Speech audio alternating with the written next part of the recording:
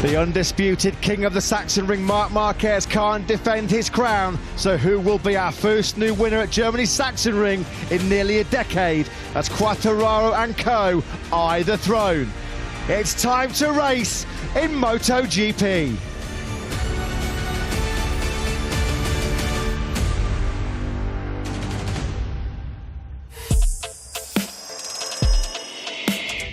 It's our shortest venue on the MotoGP calendar, just 3.6 kilometres in length, dominated by 10 left turns in its 13-turn layout. Scorching hot conditions, a real ultimate test coming up shortly of both man and machine. We've had record lap times already so far this weekend. The first sub-80-second lap here at the Sachsenring, and overtaking hot spots aplenty around this compact layout.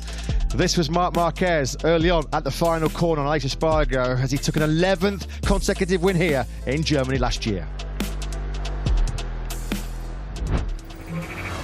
Coming up then in MotoGP,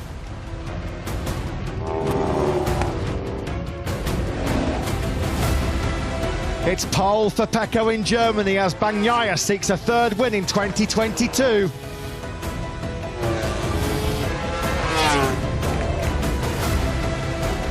Fabio Quartararo aims to stretch his 22-point World Championship lead from second.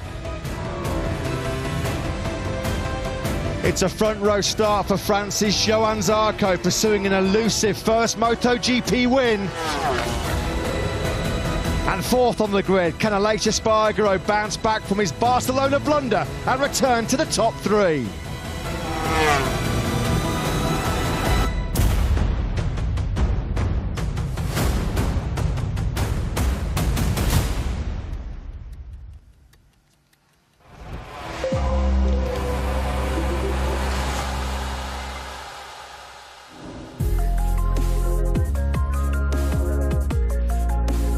Welcome back then to Eastern Germany as we get set for round 10 of the 2022 MotoGP World Championship here at the Sachsenring, where it is scorching hot. The hottest conditions we've had of the weekend so far, just as was forecast. 35 degrees ambient temperature facing the MotoGP rides over what will be 30 physically and mentally demanding laps. The track temperature, how decisive will that be in terms of the rear tyre choice? 51 degrees. It's likely to climb as we've still got, what, just over half an hour to go before the MotoGP title chase in 2022 reaches the halfway point. I'm Matt Burt in the commentary box with Lewis Sotheby.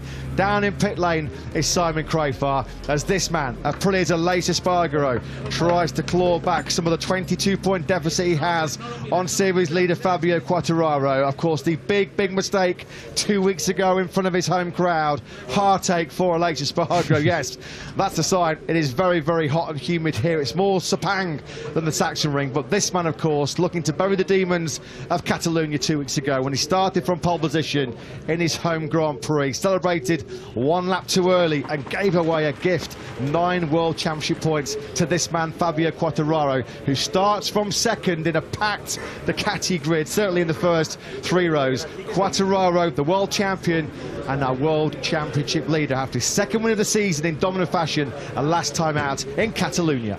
Yeah, the front row of the grid, or the front 3 rows, are filled with Italian bikes, aren't they? Fabio Quartararo on the Yamaha, the only non-Italian bike on those front 3 rows of the grid. Quartararo is sitting coolly in his pit box.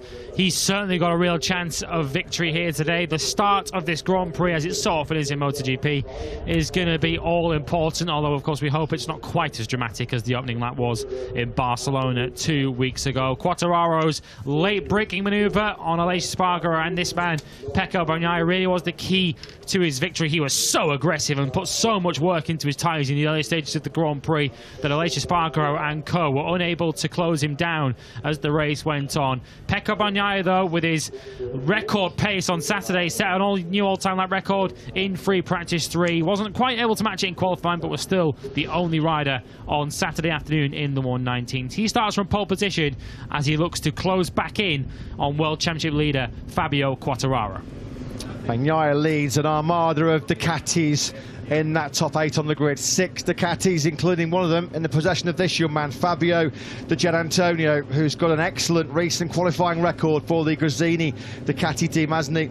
A former Moto3 and Moto2 race winner, Di Gianantonio. That's the 3rd race in succession, hot on the heels of his stunning pole position in Mugello. He's qualified inside the top 5. He sits in between Aleix Espargaro and Jack Miller on that 2nd row. Here is Jack Miller then confirming that he's no longer going to be part of the factory Ducati team next year, on to Red Bull KTM Factory Racing, and he will have a long lap penalty, making life more harder for him in this 30-lap battle. Crashing under a yellow flag in FP4 at turn 13 just a few moments earlier. This was Aleix Espargaro being pursued by his factory Aprilia teammate Maverick Vinales early on in that 4th practice session. Aleix down then at turn 13, and the yellow flags, the digital yellow boards, were in action. They were activated, as you'll see on the right hand side of your screens there. Jack Miller knew, he had seen the yellow flags. He said he had tried to back off, he had tried to slow down, but some vibration problem. You can just see it there actually, the juddering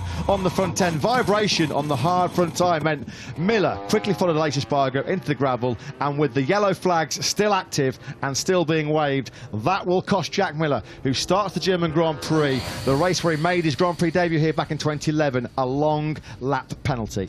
Yeah, with a chance to serve very early in the race. Someone's already making an offer to Jack Miller to exchange his gloves following the end of this Grand Prix. We'll see if Jack Miller is going to return the favour. A smile from the Australian. Maybe that's his answer to the fan in the grandstand there next time, he says, for Jack Miller. So yeah, he's going to have to get his elbows out early on. And of course, if he serves that long lap penalty, that's likely to drop him into a lot of traffic early in this Grand Prix. And we have seen on occasions this season, particularly in these hotter temperatures, with the temperature going up in the front tyre, it is very, very difficult if you are in a pack. So Jack Miller's going to have to be aggressive early on. So too this man, Enea Bastianini, who starts way down in 17th position on the grid, wearing a pretty glum face there in the box, although he does now give us a smile and a wave to the camera. He was very downcast after qualifying yesterday, understandably, given that he's way down on the 6th row of the grid. Very, very difficult weekend, as he pointed out himself yesterday. It's not easy, given that his regular crew chief is not here this weekend, Alberto Durabuola, who has COVID-19 and is therefore at home rather than here at the circuit. It's just upset the whole working procedure within that Gresini box. So Bastianini on his back foot and starting on the 6th row of the grid. Trapped in a nightmare weekend right now is Bastianini. This man has had an excellent weekend so far, and he's about to sign up again with the Prima Ducati squad, isn't he, for 2023. That's good to see that young man there. Gabor Talmashi, the Hungarian, who had a lot of success back in the 125cc World Championship back in the day. Zarco will start from the front row of the grid. It's MotoGP appearance number 94 then for the 31-year-old Frenchman. Will it be finally on the top step of the podium for the Ducati man? He had a crash though this morning at turn 13 in the warm-up session. He was 8th in the race here last year from pole position. But yeah, Johan Zarco, one of a number of big-name Ducatis, maybe not got the overall race pace over the full distance of Pecco Bagnaia and Fabio Quartararo, but looking well set for another podium challenge here today in Germany. Luca Marini's had back-to-back top 6 finishes coming here to the Sachsenring. He starts from the 3rd row of the grid. Said in his own words, it was a difficult day yesterday. He didn't feel totally happy with the bike, but as I put to him on the interview set yesterday, it's surely a sign of progress that on a bad day, on a difficult day, you're still inside the top 3 rows, which he agreed with. There's a tweet from Marc Marquez, the king of the ring, of course. Usually when we come to the Sachsenring, it's pretty much a standard procedure that we hail the king of the ring, and another victory for Marc Marquez at the end of 30 laps of the Sachsenring, but of course not this year. Marc Marquez is recovering from a 4th surgery on that injured right humerus, but the first medical revision has taken place and it is progressing well. So Marc Marquez's road to recovery is well underway. Still plenty of support for him in this part of the world. He was unparalleled around this Sachsenring circuit. We wish Marc Marquez well in his recovery from injury as he loans his crown as the king of the ring for 1 year at least. 11 successive wins here at the Sachsenring for Marc Marquez. A 125cc win, a couple of Moto2 wins, and then truly untouchable around the Sachsenring circuit for the last 8 years in MotoGP. winning every Grand Prix he's participated in the Premier class since 2013. What about Joan Mir then? A tough racing prospect again for him. Vibrations on the front end of that factory Suzuki in qualifying yesterday. 17th he started the last 2 Grand Prix. A stunning fight back through the pack to 4th place last time out in Barcelona. It should really have been 4th had it not been for the costly miscalculation by Aleix Espargaro. And can he break this recent trend, Joan Mir? The last 10 races that he's participated in MotoGP have been either 4th, 6th or DNF, and he's looking for inspiration as well. We talked about this in the morning warm-up session. Pecco Bagnaia, the poleman, was 16th at the end of lap 4 1 year ago here, and fought his way through to 5th place. Brad Binder as well. He was 13th to 7th on the very first lap, so if you can be aggressive, although it is tight, particularly in the first sector around this Sachsenring, there are passes to be made, particularly in turn 1, turn 3 down into Omega, turn 8, 12 and 13 as well. Well, I think Joan Mir might take a 4th if that was offered to him today, although, as you say, he has certainly been looking for more than that so far in 2022. It was a bit of a gift, of course, as you say, for him to finish 4th in the Sachsenring. He was in Catalunya, should I say, he was promoted on the final lap by that mistake for Aleix Espargaro. But signs of the old Joan Mir returning this weekend, which is good to see for us all after a really rotten couple of races in Mugello in particular and Le Mans, where neither Suzuki saw the checkered flag. And while we're talking on the subject of Suzuki, it is worth pointing out to you, if you're just joining us and you haven't been with us through the weekend, no Alex Rins in this afternoon's Grand Prix. Of course, he was part of that dramatic first lap incident at the Catalan Grand Prix with Taka Nakagami and Pecco Bagnaia. A broken wrist for Alex Rins. He did come here and made an effort to compete in the weekend. Took part in the first 3 free practice sessions, but following that 3rd session, he made the decision that it was just the right decision to sit this one out and recover and rest for next weekend's Dutch TT at Assen, where Alex Rins does go well around that circuit. So Joan Mir going it alone for Suzuki this afternoon. We wish Alex Rins the very best as he looks to recover from injury and be back to something like full fitness next weekend at Assen. Well, we always knew Michelin tyre choice was going to be absolutely critical for this 30-lap German Grand Prix.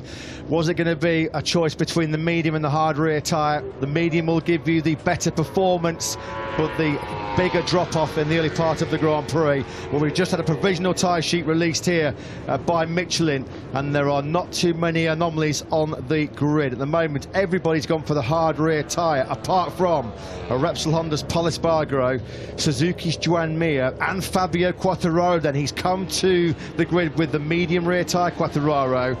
It's going to be so decisive, in particular the last 10 laps. Who can manage the left-hand side of the tyre with the excessive heat generation on the shoulder of the rear tyre? So as it stands, there are just 3 riders at the moment contemplating starting this 30-lap race in the hottest conditions of the weekend so far. Pol Espargaro, Joan Mir and Fabio Quartararo. Have your voice heard. Be part of the world's largest MotoGP survey. Tens of thousands have already started to make your thoughts, give us feedback on how we can improve the greatest motorsport show in Earth. Go to MotoGP.com and keep a close eye on our social media channels for all the information and how you can help us make this great sport, as we say, even bigger and better than it already is. Quickly coming back to the Michelin tyre selection as well, Enea Bastianini's really taking a punt here. He's gone for the medium front tyre, the only rider potentially starting this race without the hard front. He's got to make some aggressive moves early on, hasn't he, Bastianini? Maybe feels like he hasn't got the feeling with the hard front. Front-end confidence has been lacking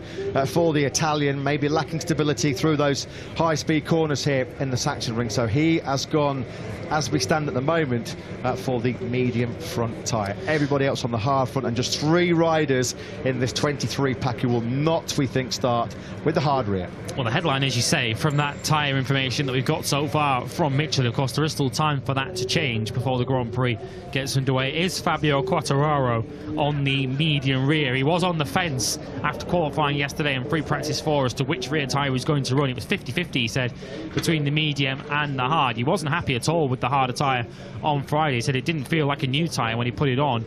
and he didn't get that initial feedback and that initial confidence for him to push in the early stages of the Grand Prix. Of course, it was arguably in those first 2 laps where Fabio Quartararo really won the Catalan Grand Prix 2 weeks ago. So maybe Quartararo's making the decision with the medium that he wants that initial performance from the tyre to get out front early, and he can then manage from there. Even in these hotter conditions, that might be the strategy that Fabio Quartararo adopts over the 30 laps of this Grand Prix. The start is going to be all important. Yeah, what about Johann Zarco? Third on the grid. It might actually be a bit of a helping hand on the inside for turn 1. So a good start actually might grab him the whole shot. Yeah, he's on the front row of the grid on the inside. Jack Miller also has the inside line, although remember he has that long lap penalty to come in the Grand Prix. So it's Bagnaia, Quartararo, Zarco, your front row. Aleix Espargaro, Di Gianantonio and Miller, row 2. Marini, Martin and Viñales on row 3. Nakagami, Bezzecchi and Mir on row 4. Of course, Mir is one of the other riders on the medium rear. So too Pol Espargaro heads row 5, ahead of the leading KTMs of Miguel Oliveira and Brad Binder. Alex Marquez, a 16th place on the grid for him. That's higher than he's qualified in recent races. He starts just ahead of Enea Bastianini and the sole German in the field, Stefan Bradl, stepping in, of course, for Marc Marquez. Andrea Dovizioso and Franco Morbidelli, the next of the Yamahas, on the penultimate row in 19th and 20th, ahead of Remy Gardner and Ralph Hernandez, with Darren Binder in 23rd position. So the tension builds, the temperature certainly building down there on the grid. Let's pop back down to a Sun Crafar. Maya Meregali, Monster Energy Yamaha team boss. Crucial decisions have already been taken potentially with Fabio Quartararo opting potentially for that medium rear tyre. How decisive could that be? Let's get the pre-race thoughts. So Mayo with Simon on the grid. He is. He's just getting some encouragement from the legend Giacomo Agostini. Mayo, tell us, what are your thoughts? Because tyre degradation, the riders are saying it's tougher on tyres here than even in Catalunya last weekend, and we've heard Fabio's come to the grid on a medium rear. Tell us what your thoughts are. I lost my thought, Simon. What, talking to the legend Giacomo? No, anyway, it's not easy, and they know they have to really manage the tyre degradation. Here is very demanding, you know, there are many corners on the left, it's very hot. And the track improved from Friday to yesterday, but we checked. Tire degradation looks quite similar between hard and medium. How the medium behave looks like a bit better than the hard. And in this moment, even though he said that the last decision will be taken on the grid, I think is more than enough. Tell us, from what I saw, Fabio didn't look comfortable. He didn't look happy every time he used the hard rear. Is that part of the decision? Well, yesterday in the FP4, he did a good run with the hard, and then he went on the medium. Honestly, the best lap he did was on the hard. But he said overall, the feeling, the behavior of the bike with the medium was a bit more smooth.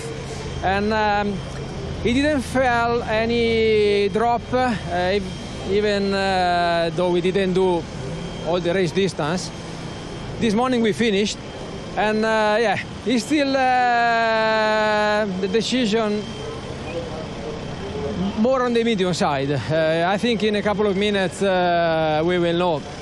But anyway, I trust on him, in his feeling, and also the technician basically were supporting his feeling, let's say. Good luck, Mayo, because he looked one of the 2 strongest riders here so far this weekend. Best of luck. Thank you. Yeah, thanks, Simon. Thanks to Maya Meregali.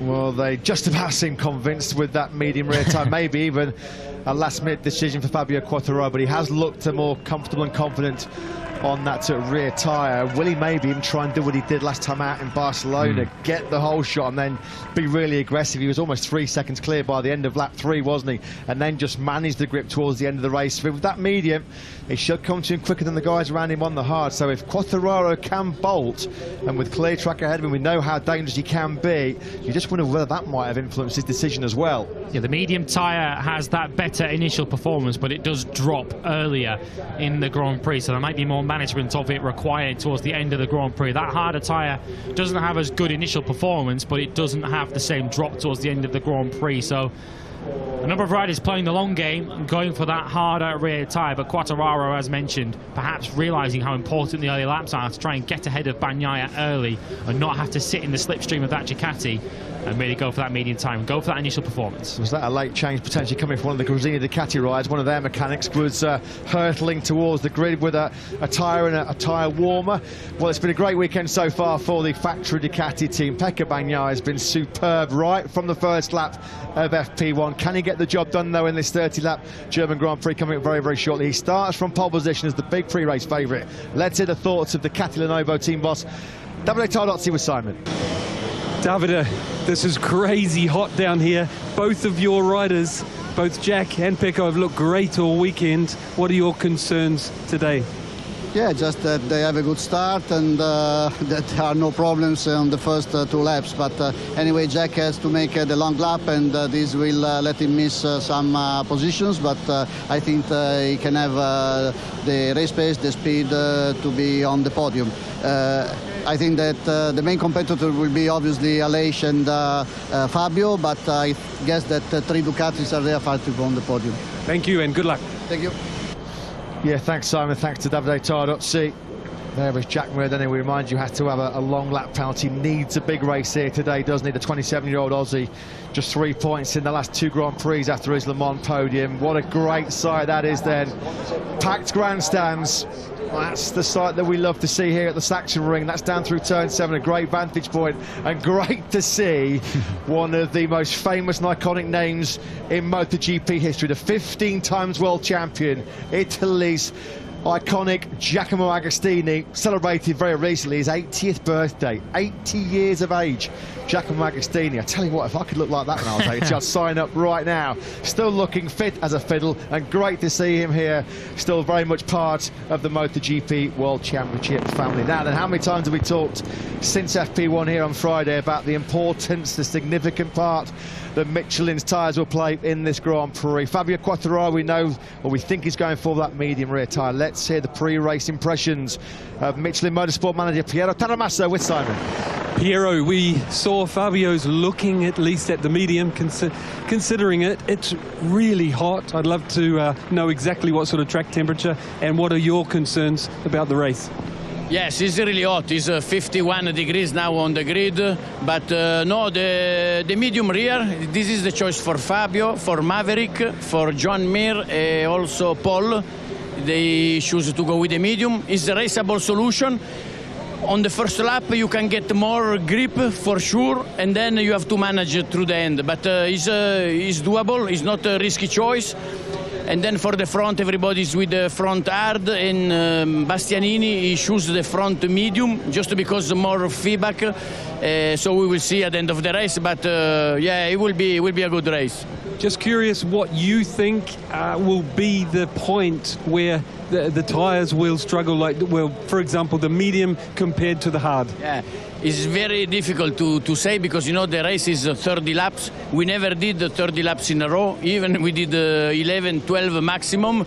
But I will say about 2/3 of the race, the rear medium, it might start to drop a little bit, but riders, they can still compensate and do good lap time. And only the last 7 laps we can see drop in the lap time.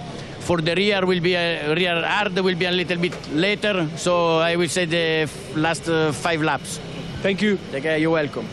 Yeah, thanks Simon, thanks to Piero Taramasso. This could be, as Luca Marini put it yesterday, a battle of survival. So it seems like a late change, a drop down from the hard to the medium rear tyre for Aprilia's Maverick Viñales. We're just wondering, actually looking at our commentary box window, where there's been a late switch as well for Enea Bastianini's front tyre. He was the only man, as Piero Taramasso confirmed there, we think, that was potentially starting this race with the medium front. Of course, the man who's been without his crew chief, Alberto Giroviola, all weekend. Alberto sidelined with a positive COVID-19 test. We wish him well. Now then, Aprilia, can they make up for the bitter disappointment of Aleix Espargaro missing out on what looked like a certain second place last time out in his home Grand Prix? Let's hear from Aprilia's Paolo Bonera on the grid. Paolo, I always feel lucky talking to you because you really know what's going on. Please share with us your thoughts. Yeah, as you can see, there is over 30 degrees of temperature, so will be a very difficult race for everybody. and in particular to manage the tire will be the key for to stay in the top during this race. Good luck. Thanks so much. Thanks, Simon. Thanks to Paolo Bonora there then from Aprilia. What a season they're having. Aleix Espargaro, 7th top 5 on the grid for him in 2022. And he's desperate, fully determined, fully motivated, as you'd expect, to make up for that big mistake last time out in Barcelona. There you go in the Sachsenring. It's our shortest circuit on the Grand Prix calendar. One of only 5 anti-clockwise tracks we go to in 2022, with Austin, Motorland, Aragon, Phillip Island. We hope to be back in Australia, of course, in late October. And the final round in Valencia, as we look at Jorge Martin. Don't discount Martin from posing a podium threat very, very shortly. He's got a bit of work to do to pick his way through from the middle of the 3rd row in 8th place. Not easy to get through on the likes of Marini, Miller, Gian Antonio and Espargaro definitely ahead of him. But having rediscovered that nice, sweet front-end feeling after a pretty bleak mid-season patch, Jorge Martin, a fully fit Jorge Martin as well now, he may well be a dark horse for that top 3. Pecco Bagnaia keeping cool then as he returns to the grid. We've spoken all weekend about how hot the temperatures are. It is stifling heat on the grid. The hottest conditions of the weekend. Both the body and the machinery will be put to the test. 30 laps of the Sachsenring ahead of us for the best riders in the world. How will they cope with these brutal conditions that they're set for here at the Sachsenring? So very, very shortly we'll pause for the traditional pre-race ceremony, the German national anthem being sung by Luisa Closer.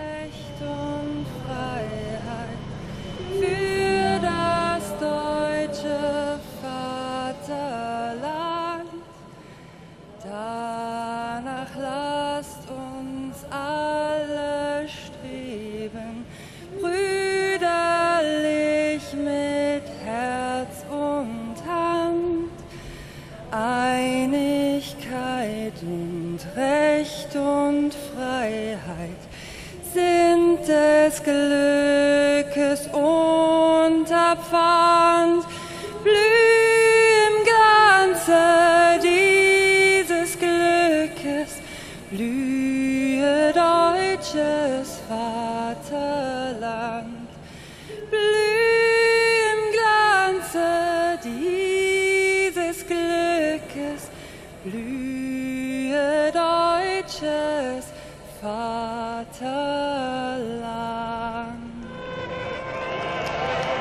Great rendition then of the German national anthem, sung beautifully by Luisa Closer. The German fans on their feet now as they get set for the German Grand Prix here at the Sachsenring. Dignitaries and of course key officials from MotoGP now taking part in that special grid ceremony. Let's quickly pop back down on the grid then. Simon Crafar with Suzuki boss Livio Supo, their sole entry in this race. Joan Mir, down to you guys. Yes, Livio, only Joan on the grid today with Alex out with injury. But I've got to say, Joan was super impressive in FP4, as we were speaking about in morning warm-up this morning. What do you think he can do from so far back on the grid today? Sure depends a lot on the start. If he can do a good start, like for example the one of Alex in Portimao, then he can really fight for the podium. Otherwise, if he's stuck in the traffic at the beginning, it will be more difficult, but it's a long race. Tire management will be crucial. So I'm positive. I believe he can do a good race. Thank you. Thank you to you. Thanks to Livio Supo. Thanks, Simon. There is South African Darren Binder at the back of the grid. 23 riders in this race, of course, with Alex Rins sadly sidelined through injury. He's having a pretty good run at the moment. He's the younger of the Binder siblings. 12th in Catalonia last time out was his best dry race result. As we look at Luca Marini, he said yesterday this 30-lap race in these hot conditions, by far the hottest we've had of the weekend so far. There's been a bit of a heat wave sweeping through mainland Europe and has hit this part of Germany big time. Luca Marini, 7th on the Muni VR46 racing Ducati team, and there's still a Rossi grandstand here paying homage to his retired brother Valentino Rossi. He was Yamaha's last winner at the Sachsenring circuit back in 2009. Marc Marquez, of course, took 8 consecutive MotoGP wins here. Honda have taken our last 11 wins here but we're going to see potentially a new name and a new manufacturer occupying P1 in Parc Fermé in about, what, 50 minutes' time. It will be something of a surprise if that name is Andrea Dovizioso, although Dovizioso, of course, has taken no fewer than 15 victories in the Premier class. He's got plenty of support there in the grandstands. Very popular figure is Dovi, but he's got his work cut out today. He starts from 19th position on the grid. He's the second highest Yamaha, unbelievably, on the grid, which just puts into context what a job Fabio Quartararo is doing, the World Championship leader. Currently leads Aleix Espargaro by 22 points. Can he extend that over the course of 30 laps here this afternoon? Here he is. Will it be the big showdown then between Pecco Bagnaia and Fabio Quartararo? We saw it so often towards the back end of last year. The predicted race pace then around the mid-121s. Pecco Bagnaia was the first man to fire in a sub-80-second lap around this Sachsenring circuit yesterday. He had a fantastic Friday, followed it up with a super Saturday to take pole position for the 9th time in his MotoGP career. Can he afford to lose more points going into summer break to championship leader Fabio Quartararo being torpedoed out at turn 1 by Nakagami last time out in Barcelona means Bagnaia coming into round 10 66 points adrift of this man Fabio Quartararo, who gets some late words of encouragement, the fist bumps from his Monster Energy Yamaha crew ahead of this 30-lap Grand Prix then. So 2 clear changes on the grid that we've just been informed of by Michelin. And as we heard from Piero Taramasso, Maverick Vinales has gone with the medium rear tyre, and interestingly, Joan Mir has switched back to the harder rear. He is one of the riders who did come on the medium rear to the grid. He has switched to the hard. It just gives you a clear indication, doesn't it, just how much these riders and teams were torn about which rear tyre to go for.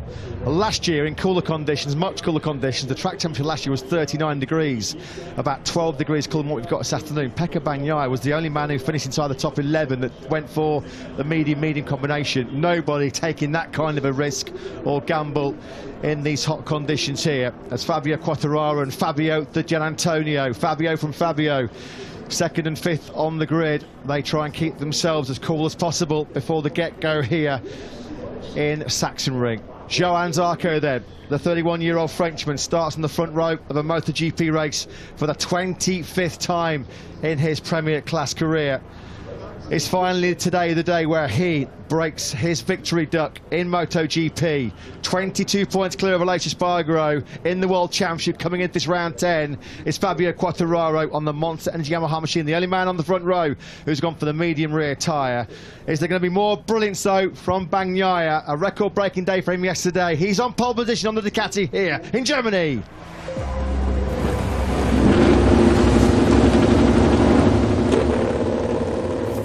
With the King of the Ring absent through injury, who will step onto his throne here at the Sachsenring? Pecco Bagnaia starts from pole position ahead of the World Championship leader Fabio Quartararo. Can he make that medium rear tyre last? Johann Zarco completes the front row with Aleix Espargaro for Aprilia heading row 2. The Suzuki Challenge is the sole contender. Joan Mir, the number 36, starting P12, with Takaki Nakagami the leading